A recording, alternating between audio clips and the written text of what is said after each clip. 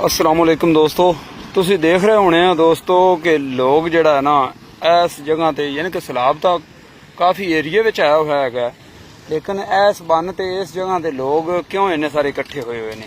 ये लोग इकट्ठे हुए ने, यह जनाब जड़ा पानी इदों बन के ऐदे गुजर रही है ना, ये जनाब एक मोगी हैगी है इस बन के दरम्यान इहदे विचों पानी इदे गुजर रही है। ये हैगी जनाब बन चुकी इंटरनेशनल मोगी। मतलब है जदों पिछली दफा जुलाई दे विच सैलाब आया ना, तो उस बारी यह एरिया सारा भरिया गया सीगा और यह जड़ा एरिया ऐदला ये सारा खाली सीगा। ते लोग जड़े इदे पिछे डुब रहे हैगे सी, पानी का लैवल वध गया सी।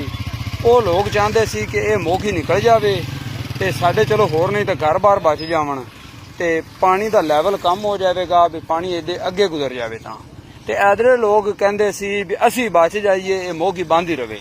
वो इस वजह तो इत्थे काफ़ी तनाज़ा खड़ा हो रहा सी इस मोगी ते इस मोगी दियां काफ़ी वीडियो सोशल मीडिया ते वायरल हुई सी।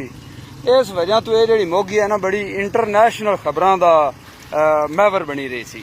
ते ये जिहड़ी मोगी है ना, ये दोस्तों हुण चली खड़ी है इस बारी और इस तरफों पानी खिंच के इस तरफ हुण लगा रही। ऐ तुहानूं दिखाने हैं,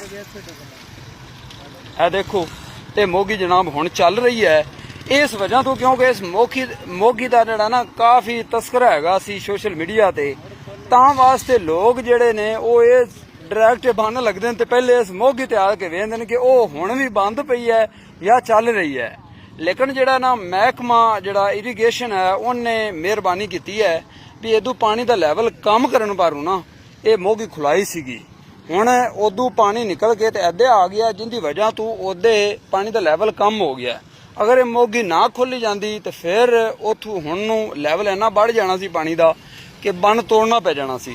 लिहाजा अज की जिहड़ी रात है ना वो ज़्यादा खतरे विच है, पानी इत्थे गुजरता रही है। अगर पानी का लैवल ज़्यादा नहीं बढ़ता हैगा तो फिर तो गुजारा हो जाएगा, क्योंकि गंडा सिंह तो जिहड़ा पानी का लैवल है वो कम हो गया है और इंशाअल्लाह सुबह तक पानी का लैवल इत्थे भी कम होना शुरू हो जाएगा।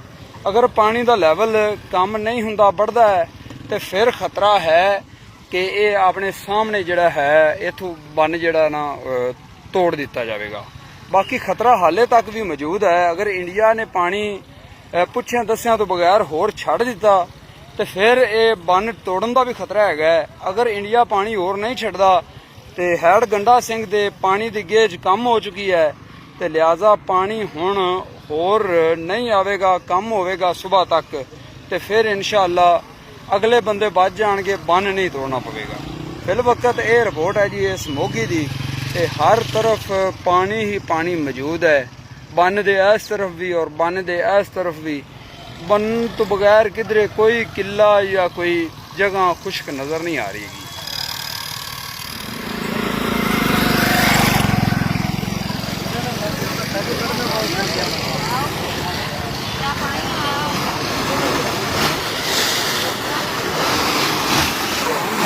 बैक किया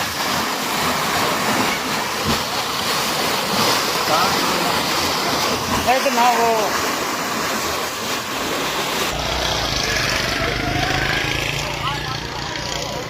हाँ जी इंटरनेशनल मोगी देख ली है। हाँ